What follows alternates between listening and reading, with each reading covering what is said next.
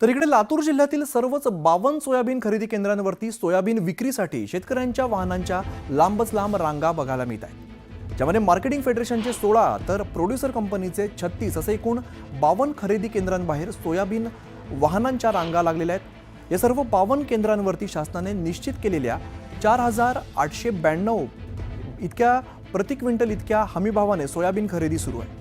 उद्या 6 फेब्रुवारीला खरेदी केंद्र बंद होणार असल्यामुळे आपला नंबर लागणार की नाही या चिंतेमध्ये शेतकरी राजा हैराण झालेला आहे।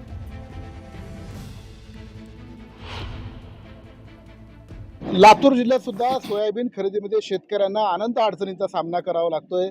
लातूर जिल्ह्यातल्या 52 खरेदी केंद्रावर आजही मोठ्या प्रमाणात रांगा दिसत आहेत। याला फक्त अपवाद लातूरचं खरेदी केंद्र आहे, ज्या ठिकाणी गोडाऊनमध्ये शेतकऱ्यांचं सोयाबीन उतरून घेतल्यामुळे त्या ठिकाणी रांगा दिसलेल्या नाहीत। मात्र जिल्ह्यातल्या इतर 51 ठिकाणी मोठ्या प्रमाणात शेतकऱ्यांच्या रांगा या अशाच पद्धतीने सुरू आहेत, दिसत आहेत। मागच्या 4 ते 5 दिवसापासून काही शेतकरी या रांगेमध्ये उभे आहेत आणि आपला नंबर सोयाबीन खरेदीसाठी येईल याच्या प्रतीक्षेमध्ये आहेत।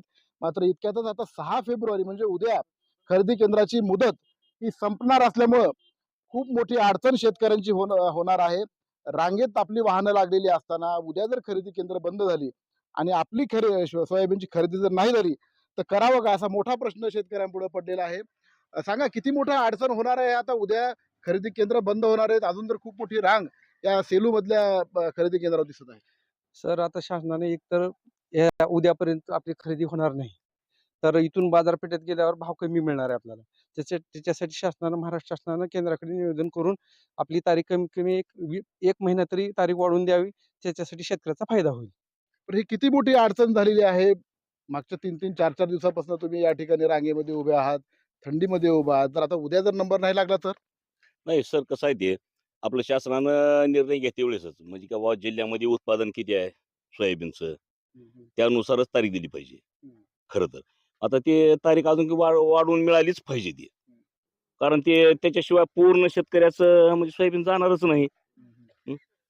आणि हमी भाव, एवढा हमी भाव दिला असताना सुद्धा खरं तर ती सुद्धा तुटपुंज आहे। विचार केला तर खर्चाच्या मानाने जर विचार केला असा ती सुद्धा तुटपुंज आहे। 5 दिवस झालं मी वाहन घेऊन आलेलो आहे। त्या वाहनाचं दिवसाला 1,500 थांबायचं भाडं आहे आणि यायचं जायचं भाडं तर वेगळंच आहे त्याचं। आता उद्या जर माझं जर खाली नाही झालं तर इथून जर मी आडतीला गेलो तर तिथं मला 350 या 4,000 भाव भेटेल आणि ते भेटल्यावर मग ते थांबलेला आणि त्याचा विचार केलो तर मला ती 3,000 सुद्धा भाव भेटणार नाही। तर शासनाने याचा विचार करावा। 51 खरेदी केंद्रावर या लांबच लांब रांगा या शेतकऱ्यांच्या लागलेल्या आपण बघत आहोत। जवळपास 16,30,000 क्विंटल सोयाबीनची खरेदी आतापर्यंत लातूर जिल्ह्यामध्ये झालेली आहे। आणखी 4 लाख शिल्लक असल्यामुळं शासनानं ही खरेदी केंद्रची मुदत जी आहे ती वाढवून देणं गरजेचं बनलेलं आहे। शशिकांत पाटील, न्यूज 18 लोकमत, लातूर।